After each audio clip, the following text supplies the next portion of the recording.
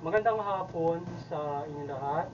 Ito po si Herbert Julia, author-promoter ng The Bible Evangelism. Kakibat ang ating pananalig sa ating banal na Panginoon Diyos, Banal na Kristo at gabay ng kaliwanagan ng Santa Maria ay ating po ibinabahagi sa inyo sa linggo ang mensahe ng ating banal na Panginoon. Ang tema ng mensahe ng ating banal na Panginoon Diyos ay manalig sa Diyos at Kristo Jesus nang malagpasan ng sa mundong ito.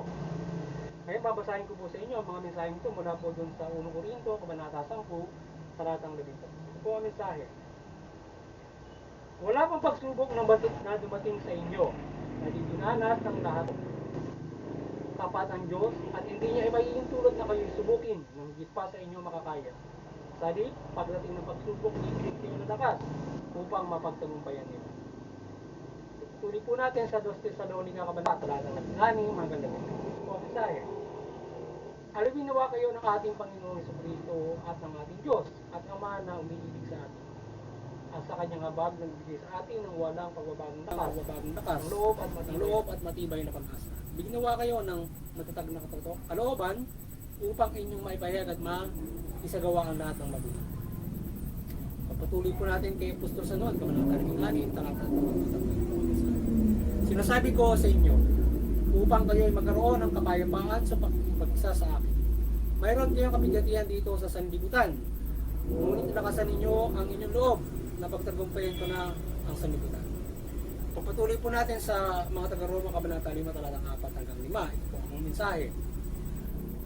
At ang pagtsatsaga ay nagbubunga ng katatagan, at ang katatagan ay nagbubunga ng pag-asa. Hindi kayo mabibigo sa ating pag-asa sapagkat ang pag-ibig ng Diyos ay binuhos na sa ating mga puso sa pamamagitan ng Espiritu Santo na pinagkaloob sa atin. Yan.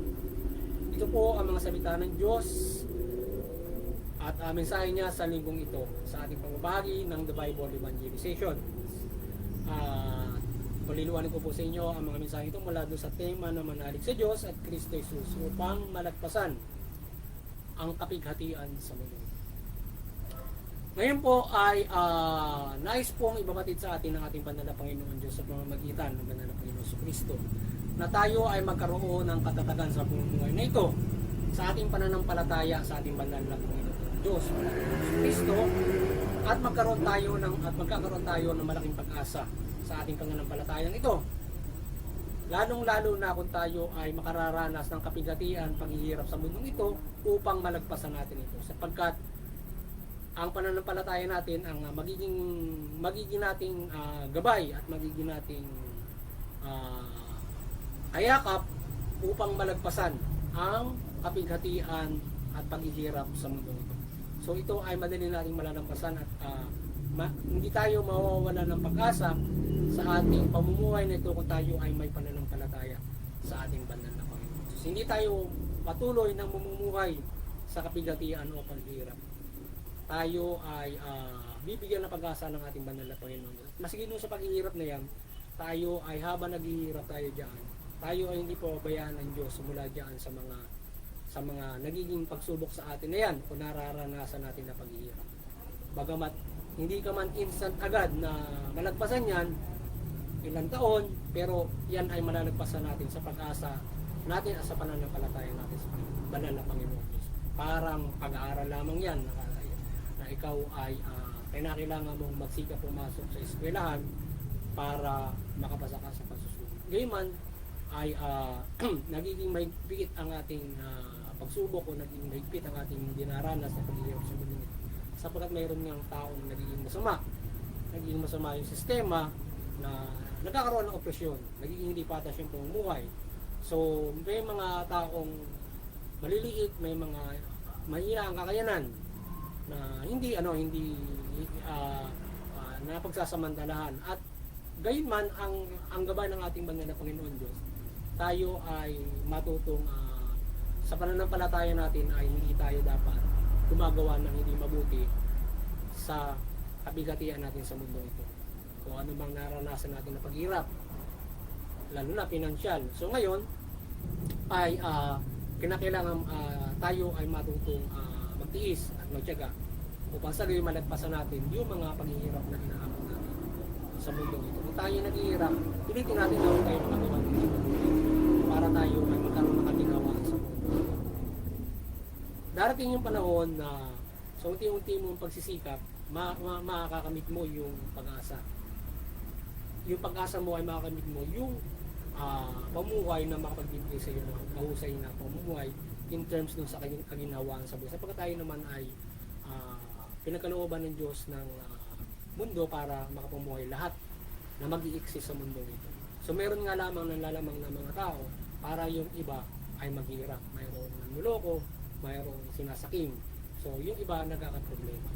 So yung sistema hindi patas, hindi na mumuhay na maayos yung iba. So parang didal yung nagiging pamuhay, naging mahirap yung iba. So ngayon suffer yung mga nagkakaroon ng suffering yung mga taong naghihirap at napagsasamantanahan ng mga ng politika, ng ekonomiya at ng justisya. So nasasadla ka doon sa mabigat na pagsubok. So ngayon tayo ay kumapit sa Diyos para magkaroon tayo ng pag-asa na panibagong buhay mula dito sa ginagawang pamimeriwisyo sa ating halimbawa. So tayo wag mawala ng pag-asa at kung tayo nagkamali, tayo makababangon kung tayo ay lalapit sa ating Panginoon. So basta sundin lamang natin at manampalataya tayo sa kalooban ng ating Panginoon. Upang sa gayon, malagpasan natin ito, baka mamuhay tayo ng ibabago. Kagaya nga ng sinasabi natin, napakarami ng kapigatian at ang paghihirap sa atin sa mundo ito. Sa una, ikaw ay nagkaroon ng problema sa finansya, nanghihirap ka, ikaw ay nag-fail sa buong buhay mo, ikaw ay nagkaroon ng nagawang ka ng krimen, ng kapatang may nupres ka. Yeah.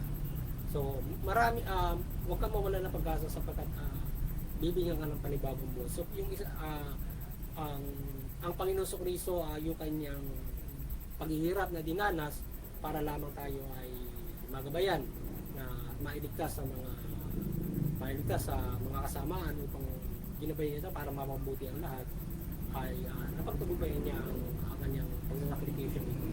Gayun man ay sa hirap na dinanas niya bilang anak ng Diyos, yun ay isang magandang ehemplo para kahit na anong paghihirap ay mapapagtagumpayan natin ang bawat mga pagsulong sa atin o ang lahat ng ang pamumuhay natin sa mundong ito, gaano man kahirap ito, lalo na kung nagsasuffer na tayo ng sobrang hirap. Ngayon, ay hindi pa man ipinanganak yung mga sisilang ngayon, halimbawa sa bansang Pilipinas, ay lalong-lalo na kung ikaw ay nagmula doon sa pamilyang below poverty line, naghihirap ka na.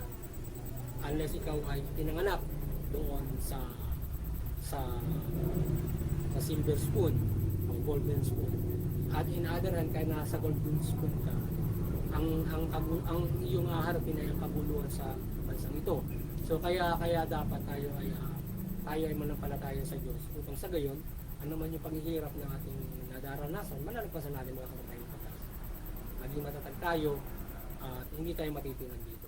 So ngayon ay yung example nga yung kay Job na siya ay yung kasakuna na nalibas kay Shaul, ang ginawa ng Diyos, ibinalik sa kanya lahat. Binigyan, pinahaba yung buhay niya, binalik sa kanya yung mga yaman niya, pinag-asawa ulit siya, nagkaroon siya ng maraming anak. So ay ang kanya pamumuhay talaga na mayaman siya. May mga anak siya, may mga anak siya na naging binata na, may asawa na. So ngayon ay sila ay namatay sa sakuna. Yung kayamanan niya naubos. So ngayon, nakasakit siya. Diba, state yun. Ngayon, hindi niya lang maisumpa yung Diyos. Kapagkat naging matatag yung kanyang pananampalataya.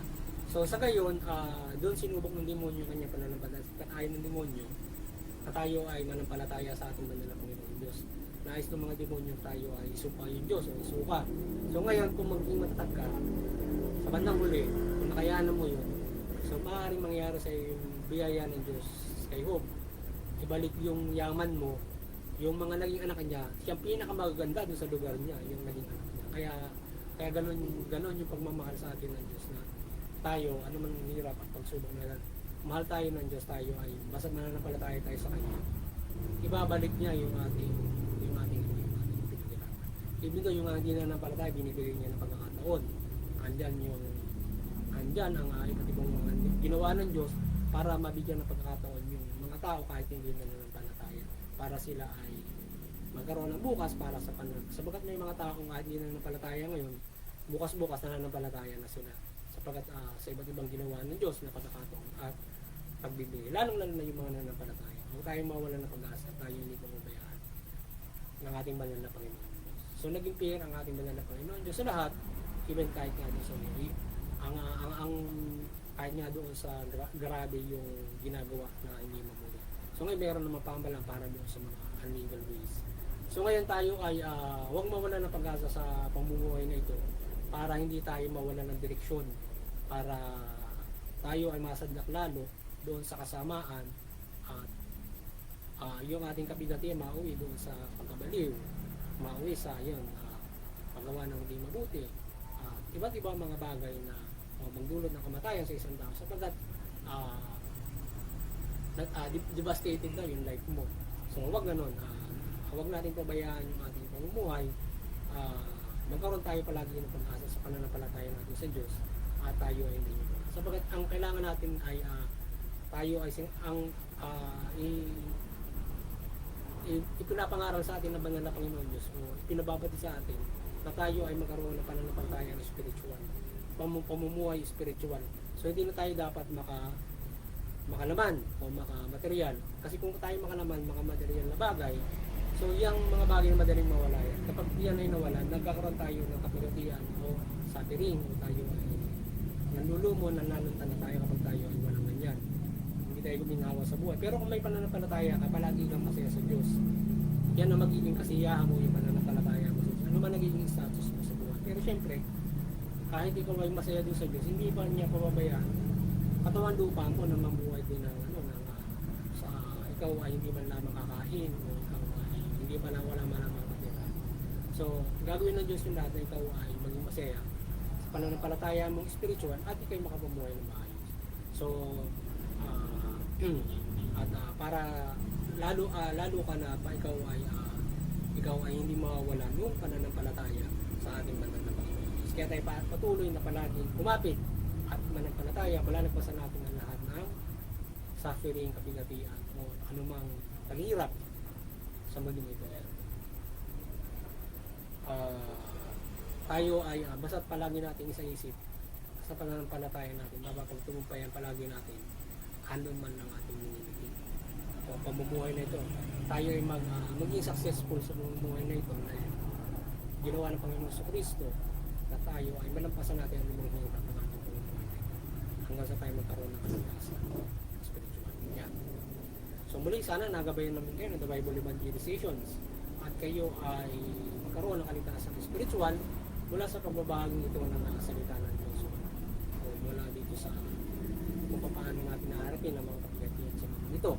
At nawa ay patuloy tayong gabay ng kaliwanagan ni Banal na Santa Maria sa pagbabahagi ito ng salita ng Diyos at tayo ay mabigyan ng pag-asa dito sa ating pagtalima sa pananampalataya natin sa ating at tayo ay talimain natin ito. Ngayon ay higit sa lahat ay ang pagkinig ay ating pag-ibayuhin at talimain yung salita ng Diyos. Pag yun ang makapagliligtas sa atin kapag sinunod natin ang